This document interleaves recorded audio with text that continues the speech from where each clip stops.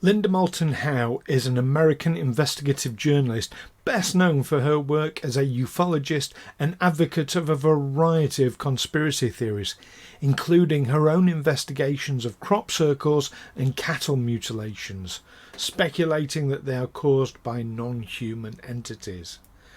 But are her claims truly independent, or is Linda, like the rest of us, subject to her own bias and prejudices?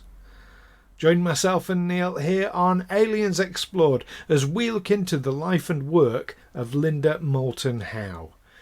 And if you like this episode or any of our episodes and would want to help us continue into the future, then check out our Patreon page at patreon.com/Aliens Explored, and for the low price of 2 GBP per month, you can help us move into the future.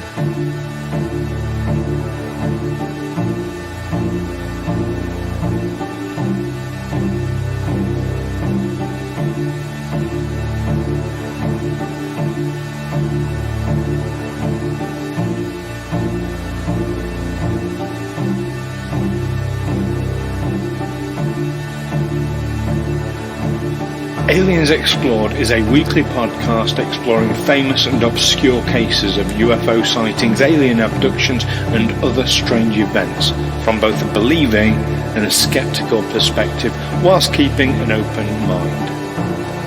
I'm Stu Jackson, a professional actor and amateur ufologist with a particular interest in the crop circle phenomenon. I'll be debating that otherworldly visitations are real. The truth is out there. And I'm Neil Kelly. I'm a professional actor as well and used to work for the military as an intelligence analyst. I'll be arguing from a more doubtful point of view. I mean, it's all a bit far-fetched, isn't it?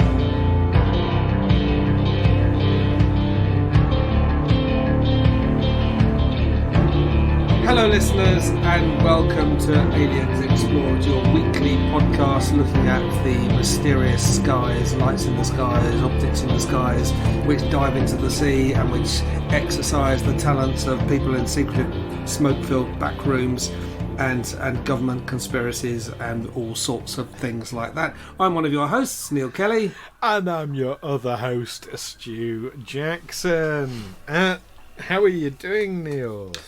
I'm doing very well, thank you. How are you? Good, yeah, not bad, thank you.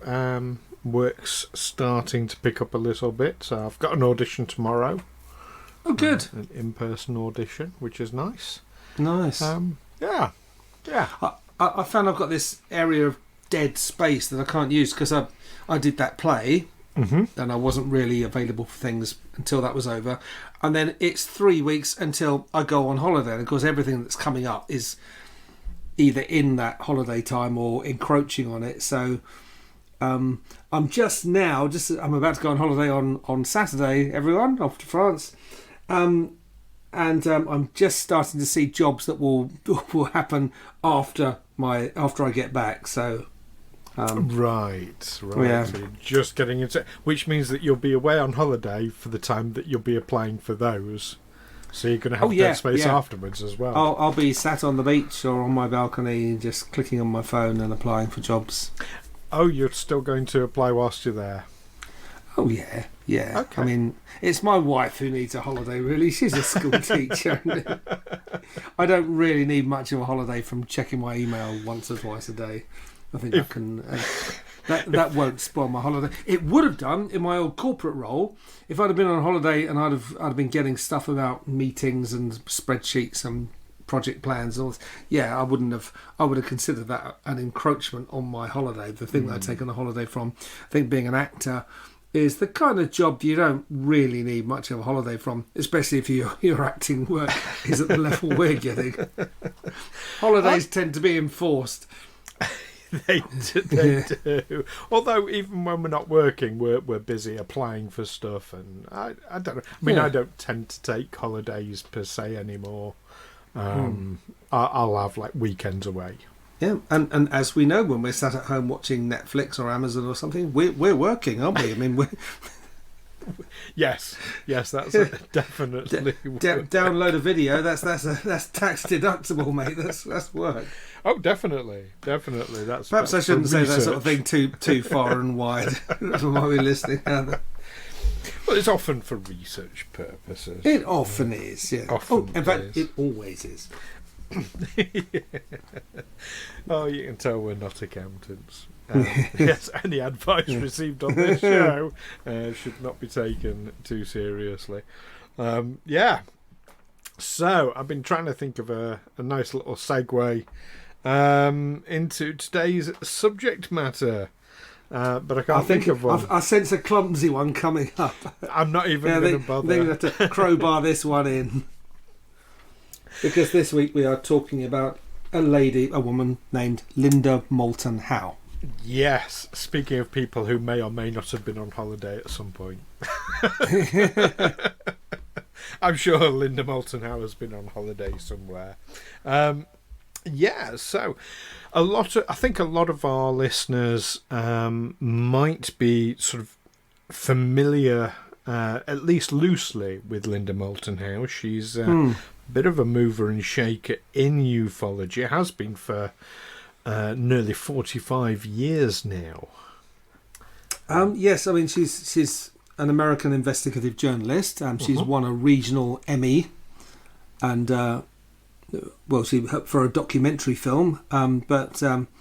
She seems to be more known as an investigative journalist and ufologist, or conspiracy theorist. In some quarters, she's won a number of awards for her work over the years. She's well qualified as well. She's got a master's degree in communication from Stanford. Yeah. Started out as an environmental journalist. Primarily. So lots and lots of work on smog pollution issues.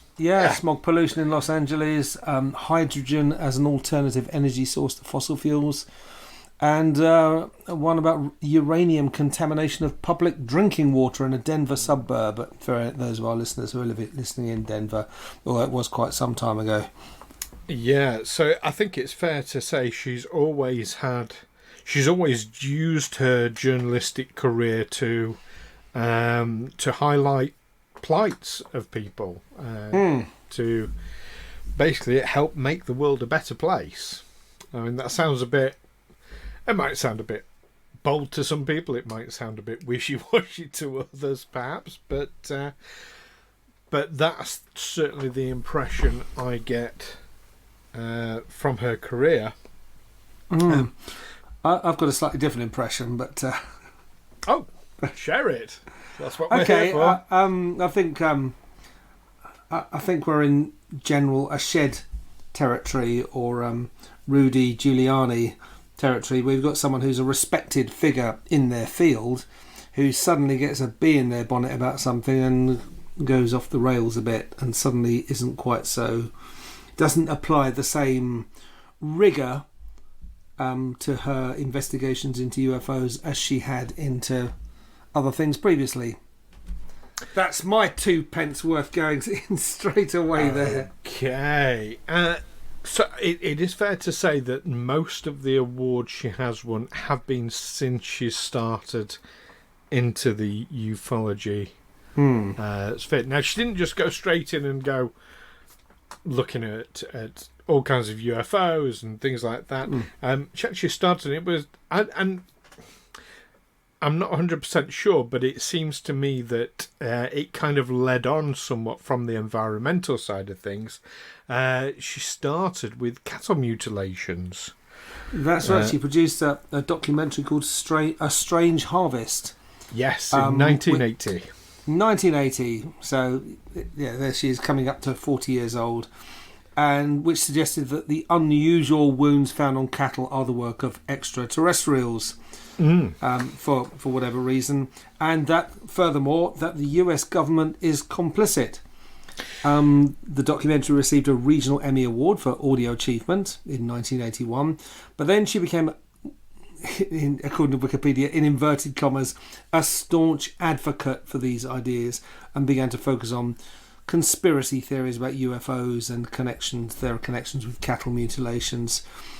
She actually said, quote, "I am convinced that one or more alien intelligences are affecting this planet."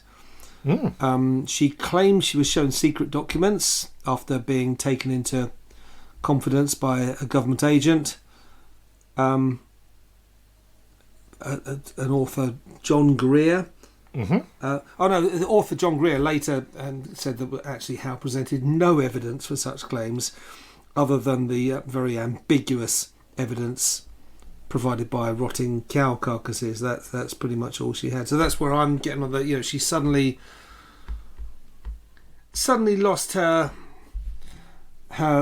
academic rigor. Well, I'm going to. Okay. That a bit, and I mean, you and I, we've talked about cattle mutilations. It was a long time ago, way back in episode 6. So it was one of our first subject matters that we looked at, and definitely, there is definitely a strange phenomenon at work there with precision removal of organs or body parts from various cattle. And without going into too much gory detail of it right here, but it's also very heavily associated with ufology because a lot of UFOs have been sighted at scenes where cattle mutilations have taken place. It's not a huge jump to make that they're associated. For me, it's a massive jump. For me to say, okay, there's this thing up in the sky and I don't know what it is, I can't identify it. It hasn't appeared on any radar or whatever, but I definitely saw something and I don't know what it is. That's one view. Just, I saw this thing, I don't know what it is. For me, it's a huge leap to say that's an alien craft with an intelligence on it that's from another world. Similarly with cattle mutilations, you see a mutilated cow, maybe organs removed. I don't know what caused this. If a human did it, I can't think why they did it, and there are all sorts of obstacles to a human doing it. I don't know how they did it or why they did it or whatever. But again, to me, it's a huge leap to say, well, this was done by a paranormal or extraterrestrial entity and that our government is somehow complicit in it without any evidence. But that's kind of the point. She's not saying aliens did it and the government is complicit. She's saying something that I feel is importantly different in that she's saying she believes aliens did it and that the government is complicit. She's saying, I am convinced. Yeah. She's convinced. She's not saying... Convinced. And, she's not saying it is a factual thing. She's saying she has been convinced of it. Now, that is an opinion. Yeah. That, saying I am convinced of this, that is an opinion. And let's not forget as well that as soon as somebody does stand up and saying this is an area, a field of study that deserves proper investigation, when it comes to ufology, and you get exactly the same with crop circles as well, you instantly get the debunkers out in force. You instantly get the naysayers, the ridiculers, the people who come in with their ad hominem attacks. Absolutely, yeah. And I think Linda Moulton Howe has definitely been a victim of that by standing up, by drawing public attention to cattle mutilations. She's been the source of. She's been the recipient of a lot of. Debunking, shall we say? Yeah, I mean, maybe she's backpedaling a bit. She has described herself as an investigative journalist, primarily, But other people have said, she's the most preeminent UFO investigator in the world. She's been named as one of the gurus of American ufology. Herself says, she says, I'm a television producer and investigative reporter. But much of her work includes speculations about unexplained phenomena, such as cattle mutilations, crop circles, UFO sightings, alien abductions, all the stuff which, as you rightly say, people do get ridiculed as soon as they start looking into it. Well, do they get ridiculed when they start looking into it, or do they get ridiculed when they start making assertions about what they believe it to be? We say, well, we've got this weird crop circle in my field. I don't know what caused it. It doesn't look like it was done too quick. It's too intricate and appeared too quickly to have been done by a human. I'm taking sort of readings of radiation and whatever, electromagnetic energy, that sort of thing, which seems to be in this circle but not anywhere around it. So there's definitely something going on here. It's when you make that leap and say, looks like a UFO did this, looks like an extraterrestrial did this, that's when the ridicule kicks in. I think as soon as you speculate, as long as you're staying scientific and just stating what you can back up, what you can definitely show to be true, there's no room to ridicule you. Let me give you a personal experience. And see if you still feel the same way there. Okay. So it won't surprise anyone that I'm on a number of Facebook crop circle pages. So there was one particular person who claims to make crop circles, and I'm one of the first people to say, yes, there are man-made crop circles. There are definitely man-made crop circles. There is no question. Having visited many crop circles over decades, I feel personally that I can easily tell the difference. Man-made ones are much more. They're rougher round the edges. The crops themselves are broken rather than bent at the nose. There's all sorts of things which I've talked about many times on the podcast, so I'm not going to go into all that. And in fact, I saw my first one with you quite recently. You did, albeit not up close, which was a shame. Not up close. We weren't able to actually physically get to it, but I believe it was in a field that had been harvested. Wasn't the crop had been harvested, but the image was retained, and it was, I say, quite an intricate image, one that would have been very difficult for someone to do with a plank and a bit of rope, stamping it down. And obviously the crop was still. I know you've made that distinction that when someone's trampled the crop down, you can't harvest it. But these crop circles, it's only slightly bent and can be harvested, but you're still left with the image. Exactly. Now, to me, it's fair to say I think that many crop circles have traits like the bent nodes that, whilst many crop circle makers out there have been asked many times to prove that they can recreate this effect, nobody has come forward and actually done that.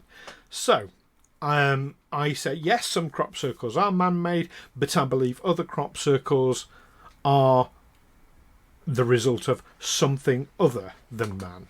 I don't speculate on what.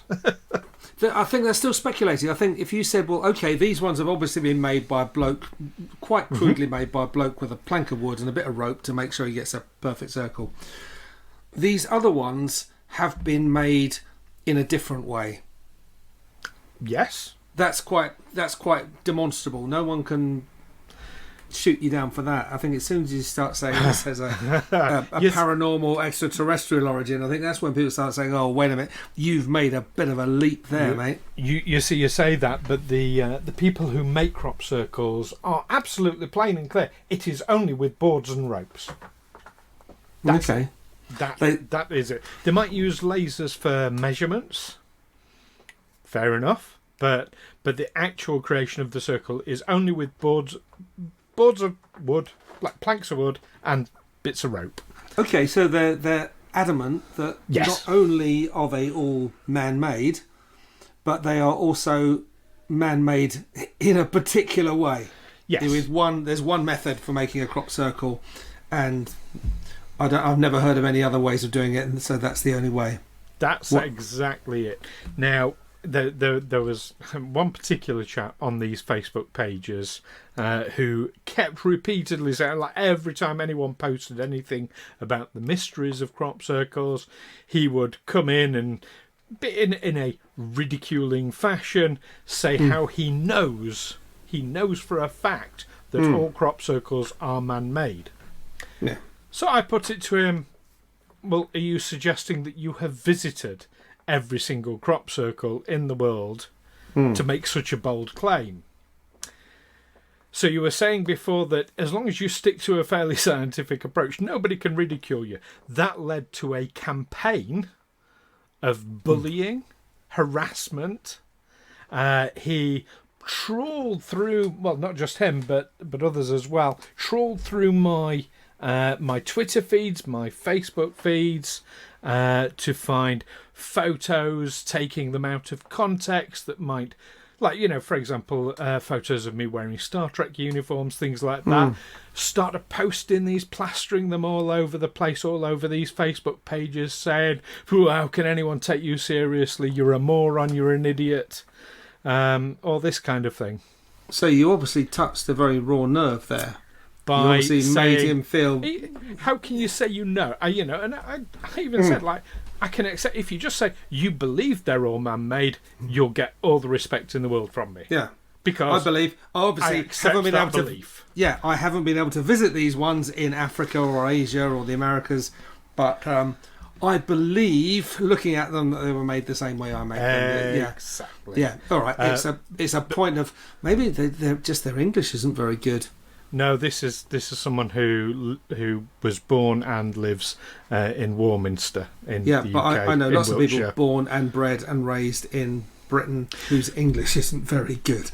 Going by his comments on Facebook, nothing wrong with his English. Okay. His grammar is perfectly fine. Yeah.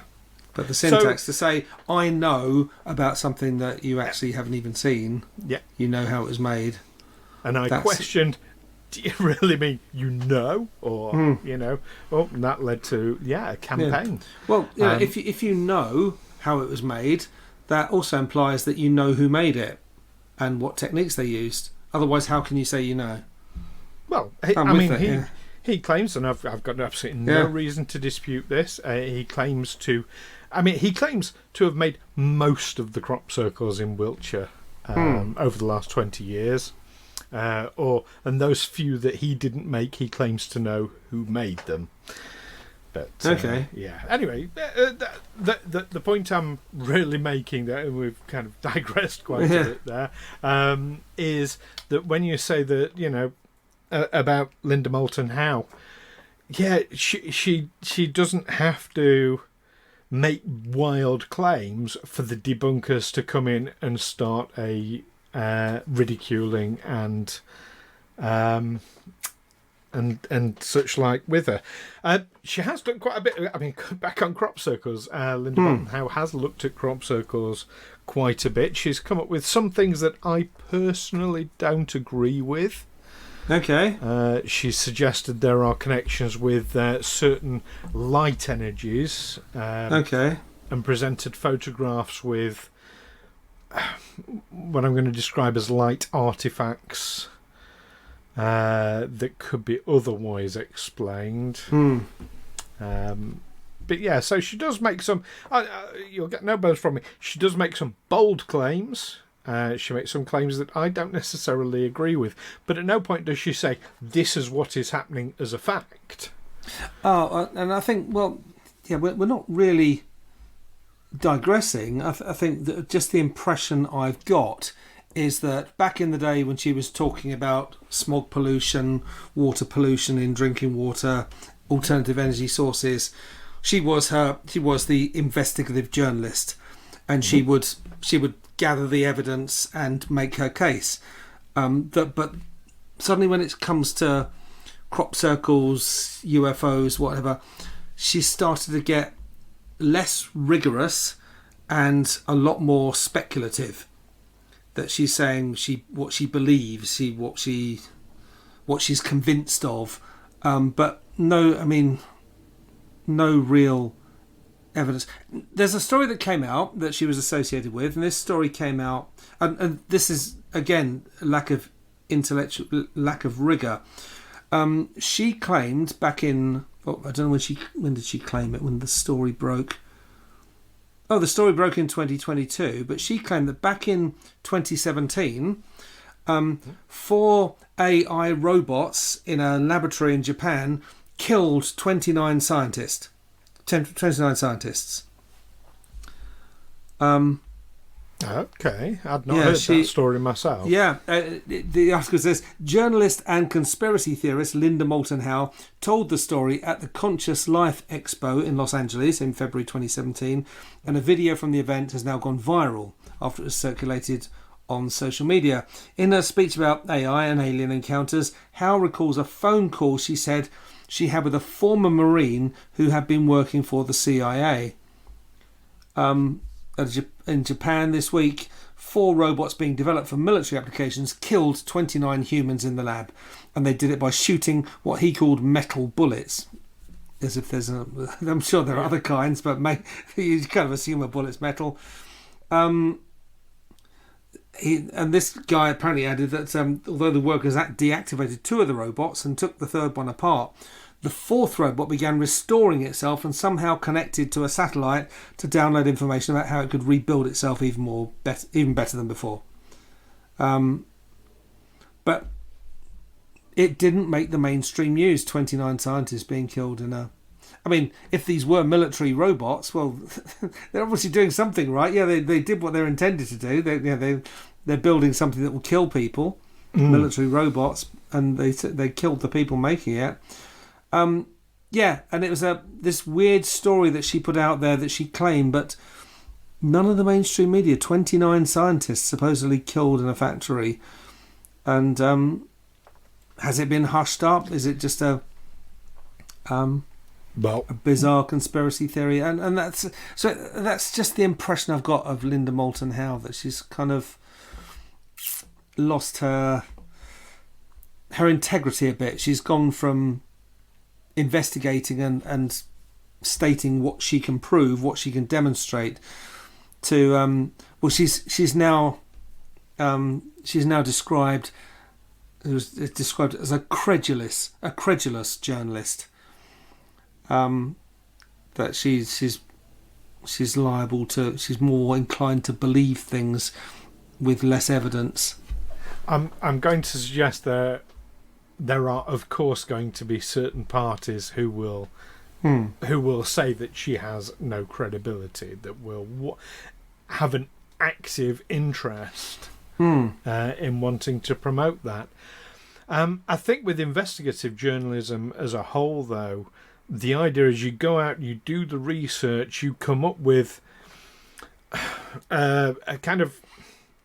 With investigative journalism, so you're going to put hours and hours and hours and days, weeks, even months of research, and when you present your information, you've got to water it down. You can't present every single bit of research that has led you to a certain conclusion. You can just say, here is the conclusion that I have come to. Yeah, I mean, you're pretty much following something like the scientific method, that you notice something and you wonder about it and you formulate a theory, and then you start gathering evidence, or you set up some kind of experiment to test the theory, and you arrive at, the reason why there's no more fish in this river is because this factory upstream is dumping whatever into the water and killing them all. Yeah. Well, you can look at the fact that the factory is dumping stuff into the river. You can look at the fact that the fish are dead. And an investigative journalist will speculate that the two are connected. Yeah. Now, that's perfectly reasonable and rational, and we come to expect that. However, when it comes to certain subjects, and I will say there are certain... But we see this all the time in the UK, where... I mean, as an example, we get politicians who will stand up in Parliament and lie, and the media then takes that lie on board and says, well, this is the fact, this is the truth, and it must be the truth because a politician's not allowed to lie in Parliament. No, we're just not allowed to call them out as being liars, or other MPs are not allowed to call them out as being liars. That's the difference. But that will be put forward as fact, and we accept that. But when someone puts together two things that are not in the media's interest or the government's interest or anything like that, then they're called, crazies, basically, conspiracy theories. I'm thinking more of something slightly different. I think it's been called the dual brain, where you'll have someone who might be a very intelligent person, might be a doctor, scientist, whatever, architect, and on most subjects they have a very considered and interesting insight. But sometimes there'll be one subject on which they're not rational at all. It's like scientists who, they're perfectly able to do their job as a scientist, but they have some strange religious belief, for instance, that runs counter to all their science, but they're kind of able to compartmentalise it. Okay. So I'm saying, Linda Moulton Howe, she's a great investigative journalist. She knows how to do her job. She knows how to gather evidence or find a story, gather evidence, tell a good story. But on this particular subject, she's less objective. I disagree. I think she's gone out, she's done the investigative journalism in exactly the same way. Yes, she'll go out and investigate. Oh, the fish are dying in this river. Yeah. Well, let's look at the dead fish. Oh, they're dead from lead poisoning. Okay. Well, there's this factory up the road that has a lead byproduct. And it's pumping its waste into the river. But when she presents it, she just says, the fish are dead from this factory dumping the stuff. We'll accept that. But when it comes to just a different subject matter, so she'll look into case after case after case of cattle mutilation. She'll look at the intricate detail of each case, of each mutilation. She'll look at report after report after report of UFO activity around the vicinity of that cattle mutilation at the time it happened. She pulls all that together and says, I'm convinced that there is a connection between these two things because she has done the research. But because it's cattle mutilations and not fish being poisoned, one is less credible than the other. I don't agree. I think it's because in the case of fish poisoning, you've got fish that are poisoned by lead or heavy metals, and you've got a factory dumping those materials into the river, and downstream fish are dying of poisoning from it. So you can you don't even have to link the two together. You can say the fish are being, we found these fish, scientists have looked at them, they were killed by this, and by the way, upstream there's a factory dumping this stuff in the river. Now, I'm not saying that it's the factory that caused the fish to die, but there's these two things which are easily linked. With the cattle mutilations and crop circles, UFOs in the sky, you can say the things were seen in the sky, we don't know what they are, we found crop circles, we found cattle mutilation, but we can't find a cause. They say these things happening simultaneously, but there's no obvious smoking gun. There's no obvious malefactor in the, and that's when she leaps. She makes a speculative leap that these things are connected, and that they are, as she says, she's convinced that there's an extraterrestrial intelligence, and that's where you invite the ridicule, because you've stopped being objective and you've started to speculate. I think. I see exactly what you're saying, but I personally think that speculation, that level of speculation, is inherent to investigative journalism. Certainly, but speculation is a starting point. You wonder if this is caused by this, and then you look at how you can investigate that. And with these things, there's no way to investigate it. You've just got these phenomena which may or may not be connected, and nothing to really look into. There's no, you can look around and see, is there a possible prosaic explanation? I mean, that's got to be your first point of call always, hasn't it? You've got to be able to say, well, because that's what your critic's going to say, well, it could have been this or it could have been that. You've got to be able to rule those things out.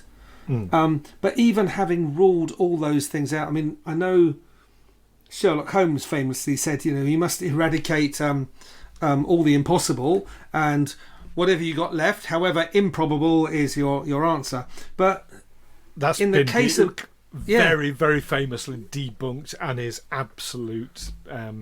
It's absolutely, it's just basically something Sherlock Holmes said, but people still quote it. And in the case of these phenomena, these strange phenomena, you've got nothing left. You say, well, I've eradicated this, I've eradicated that. It wasn't caused by this, it wasn't caused by that. But I still, I've got nothing.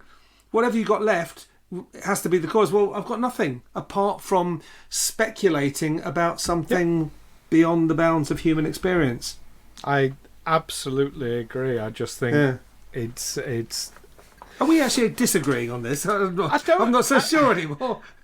No, I think we're in agreement about the nature of how these things work. I just think we're in disagreement about whether or not it's the for me, just the fact it's ufology related makes people go, oh, but that's nonsense. Yeah, of course they will. And that's what I'm seeing. Like I said, when it's an environmental fact, so you're looking at hydrogen as an alternative fuel. That is very speculative ground. Very speculative. I mean, that's conspiracy theory level stuff. Hydrogen fuel cell technology is a. Don't we have buses in London that run on it? We do now. We do now, but back then, back in the 70s, that was conspiracy level stuff. That's what I'm saying. Yeah. Okay. Yeah. So she speculated. She. Made connections. That's it's just the fact it's ufology. People are less ready to. Well, certain people are more ready to ridicule and debunk. I think people are more likely to receive that kind of speculation in fiction form. Science fiction is often called speculative fiction. What if there was this thing that could do this? What would that mean for human? And you tell a story about it, and how could that possibly go wrong? Certainly AI. Well, we've all seen Terminator. We know how badly that can go wrong. Skynet. Well, absolutely. Yeah. But it's very easy for people to dismiss it when it's science fiction. But those same people will go and watch Terminator and enjoy it. Yeah, absolutely. But they'll dismiss the reality. Yeah. Anyway. Well, maybe they'll dismiss the reality because they've seen it in fiction and say, no, that's just a tale. Well, I, for one, think that Linda Moulton Howe is someone at the cutting edge of UFO investigations, and I think she should be followed. And if you want to do so, listeners, her website is earthfiles.com. So worth going and having a look at that. I don't think you'll be subscribing any day soon, will you, Neil? I probably won't. No, I'm really busy these days. Fair enough. But let us know what you think about Linda and her career. Listeners, we would love to hear any thoughts, any stories you've got to share, any anecdotes, any opinions as well. You can let us know via the usual means. You can email us aliensexplored@gmail.com. You can contact us through putting a comment on our YouTube channel. You can find us on Facebook and Twitter and comment to us there. Or if you are one of our Patreon subscribers, you get exclusive access to our Discord server, so you can message us through there and chat with like-minded people as well. Join us next time, though. This was one I know you've been looking forward to, Neil. This is the 1814 British attack on Washington, D.C. And were extraterrestrials involved. We'll be looking at that next week, so don't miss that one. In the meantime, keep watching out for cattle mutilations, crop circles, UFOs, all kinds of things, and of course keep watching the people involved in ufology like Linda Moulton Howe as well. And of course, keep watching the skies. Take care for now. Catch you next time. Bye bye.